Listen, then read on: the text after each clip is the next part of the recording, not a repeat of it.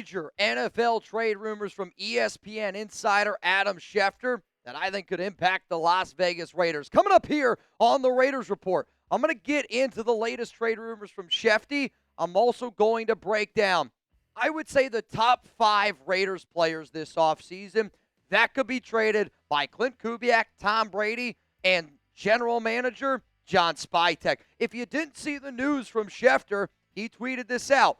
With teams considering the upcoming free agent and draft classes to be subpar, there could be an uptick in trade activity this offseason.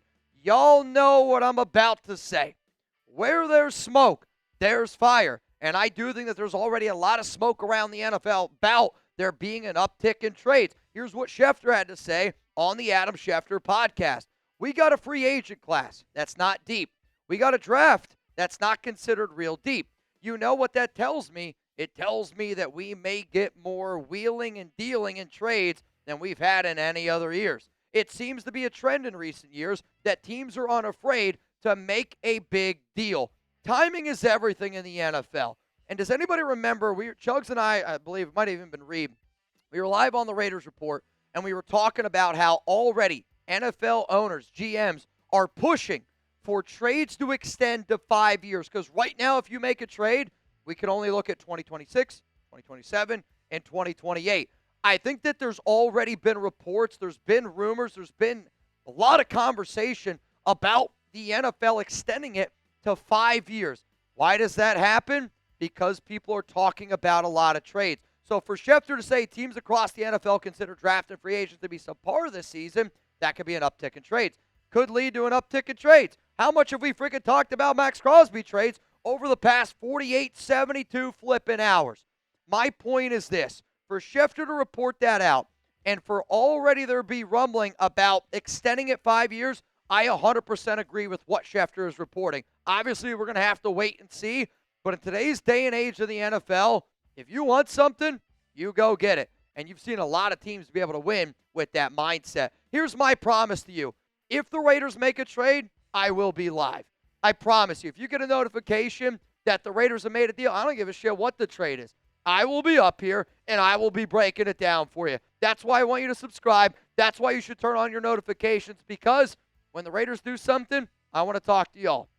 And I hope that y'all want to talk to me too. So coming up here on the show, the top 5 Raiders who could be traded this offseason. I typically do this segment every single year, and I typically title it Raiders Trade Candidates. But I figured, you know what? I'm going to stack them together because I just thought it made the most sense. So I want to be clear.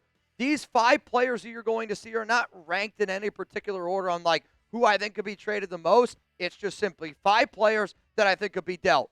The other really important thing about trade candidates is teams have to want them. Okay? So it's usually good players on our team. Let's go to the very first name that I'm going to bring up on the Raiders Report today, and it's Adam Butler. I love Adam Butler, and I have the utmost respect for him. I think he's done a lot of good things for this organization, but he is 31 years old, and the fact that the Raiders have some other younger pieces on that defensive line, that could be a reason why he ends up getting dealt. He did have 50 tackles last season, 5 quarterback hits, 3 tackles for loss. I think he was better in 2024, if I'm being 100% honest with you, but because the trenches are important to every NFL team, and Butler does have 2 years left on his contract, the fact that he was brought in with previous regimes, if Klint wants to move forward and he can save a little bit of money, if you're trying to rebuild, maybe you try to rebuild without having a 31-year-old at defensive tackle. So if the Raiders end up moving on from Butler, you save $4.4 million, you eat $2.1 million, and he's a reliable rotational defensive tackle that if I was a team that's trying to get to the playoffs and get that extra jump on my competition, he's never played in under 15 games in his 8-year career. And you know that the Raiders drafted Tonka Hemingway, J.J. Pegues, and I don't know if they're going to bring back Thomas Booker, but you traded away a young cornerback in Jacorian Bennett. I would hope that John Spytek in this front office would say, well, if we moved on from Jacorian, let's try to bring back Thomas Booker. I want to be clear.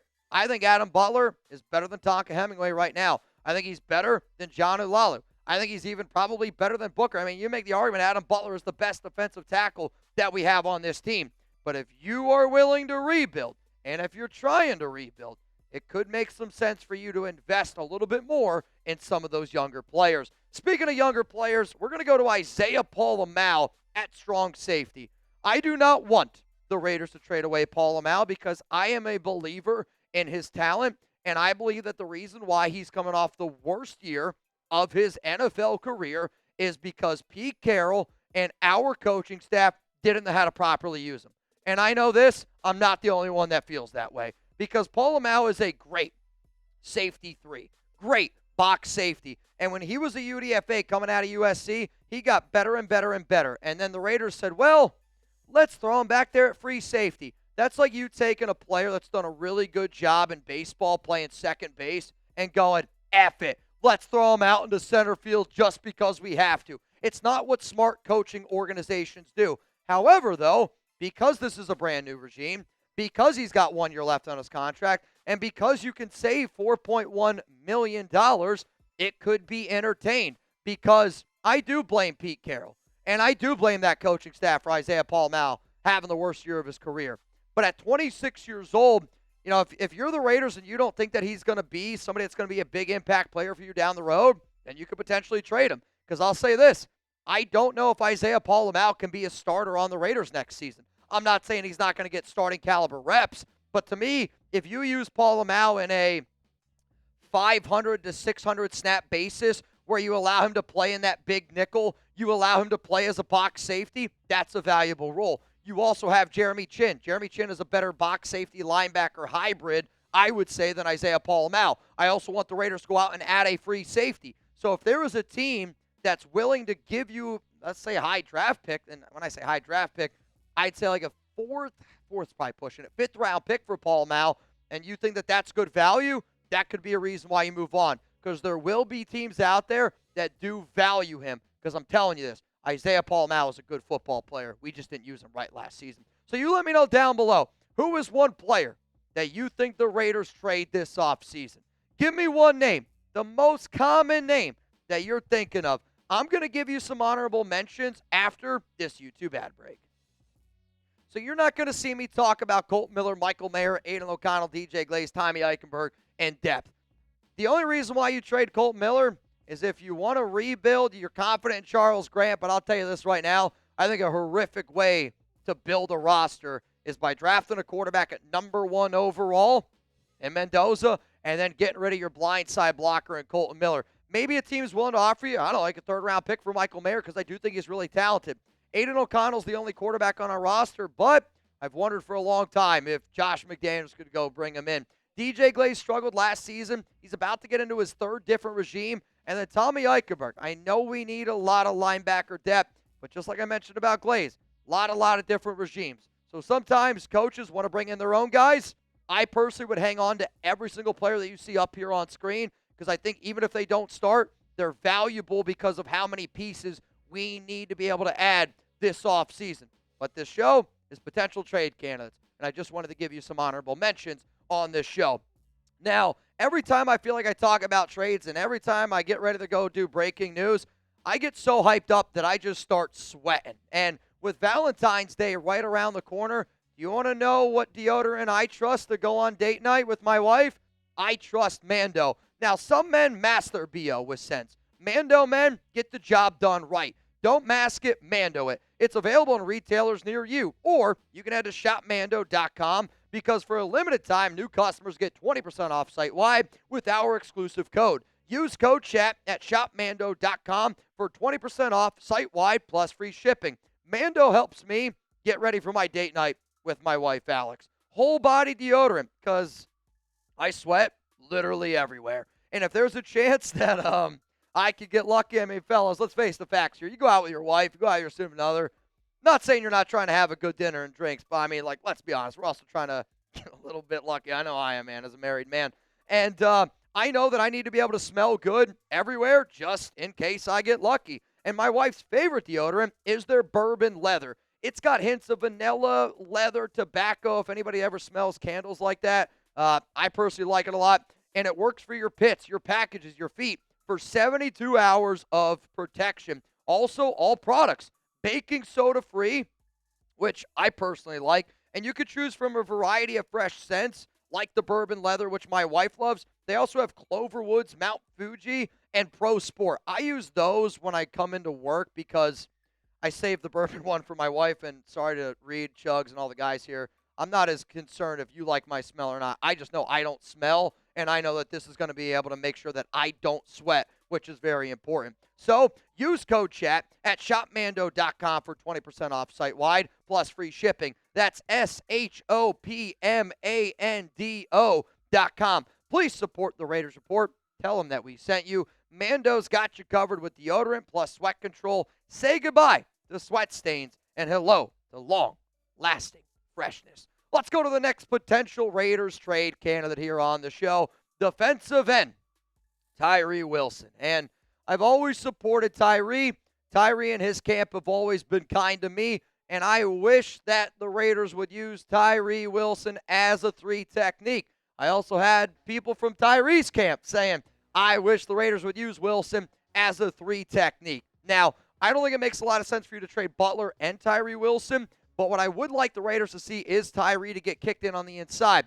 If our new coaching staff doesn't view Wilson as a defensive tackle and they are only going to view him as a defensive end, I'll say trade him because he's not good enough right now. He's not skilled enough because he really only has a bull rush to play on the outside in the NFL. And you know the Raiders are going to decline that 5th-year option. There will be a team that looks at Wilson as the alien that he is, at 6'6", 270, 86-inch wingspan. I mean, the dude is he's an alien when you really talk about athletes. And I've met him. I've seen him in person. Dude's gigantic. If you're the Raiders and you can save 4.2, I get it. You're going to eat some money. And a lot of times like that scares people. When you look at eating money, don't worry about it. Mark Davis ain't worried about eating $3.8 million. You should look at that as a fan base as going, we're saving $4.2 million. But because Tyree Wilson has been a bust, maybe it's a good fresh start for him. Maybe it's a good fresh start for the Las Vegas Raiders. And because he is the athlete that he is, there will be people, and I don't blame coaching staffs out there for looking at it this way, that go, Tyree Wilson is going in on his 4th different head coach. Josh McDaniels drafted him, Antonio Pierce, Pete Carroll, and now Klint Kubiak. When you have that much turnover, it's really hard for you to be the best version of yourself. And I fully understand that. If Tyree Wilson's going to play defensive tackle, you keep him on the roster. If you want him to play defensive end, you should trade him. I got 2 more names coming up here on our show, but if you don't know, we're dropping St. Patrick's Day merch. ChadSports.com/LVGreen is going to be the link that can get you hooked up. Raise your hand out there if you never know what to wear for St. Patty's Day. I'm always in the dilemma. So let's kill 2 birds here with 1 stone. Get you some Raiders Report gear. Get you it's 3 stones. Raiders gear, Raiders Report gear, and St. Patrick's Day gear, all wrapped up in one for under $30. It comes in all shapes and sizes. And again, if you want to get your hands on it, chatsports.com/LVGreen is going to be the link that can hook you up. And I made this deal when I was live, and I'm going to stay to it because I'm going to be live later on today for Raiders Friday Happy Hour. If we sell the most drinking team shirts, I'm starting off my Friday Happy Hour with the boot. If you don't know what a boot is, you're probably not a part of the Sin City drinking team. Let's go to the next trade candidate here on the Raiders Report, and it's Geno Smith. And out of all the players that I talk about on this show, the only one that I'll sit here and look every single person dead in the eyes and say, the number 1 player the Raiders are going to try to trade this offseason is that bum ass right there, Geno Smith. And the problem is, I don't think anyone's going to trade for Geno Smith, who's coming off one of the worst years that he's had on the field, and quite frankly, a worse year off the field, right? When you're a captain, when you got that C on your chest, you're expected to carry yourself in a certain way. Geno Smith only cared about getting the money. That's why they pay him the big bucks. And we should have probably known dude was trying to fight people at high school football games in the offseason. But if the Raiders end up trading Geno Smith, you save $26 million, and you eat 0 of it, okay? The reason why I really don't think that that's going to happen is because I think everybody knows Geno Smith's probably going to end up getting cut. But if there is a team out there that goes, you know what, I actually think $26 million is a decent deal for Geno because when you look at a lot of the advanced analytics, I'm going to try to sell Geno here to the best of my ability. When you look at the advanced analytics in 2024, Geno Smith was a top 14 quarterback, had top 10 upside. There could be a team out there that goes, it could have just been the Las Vegas Raiders, and that team was a dumpster fire, which we were, a dumpster fire. So I'm going to keep my fingers crossed on a team like, I don't know, maybe like Arizona. The Jets would be crazy. Maybe like Minnesota. I don't know who it is, but no, Chiefs won't do it. Geno wanted out of Las Vegas for months.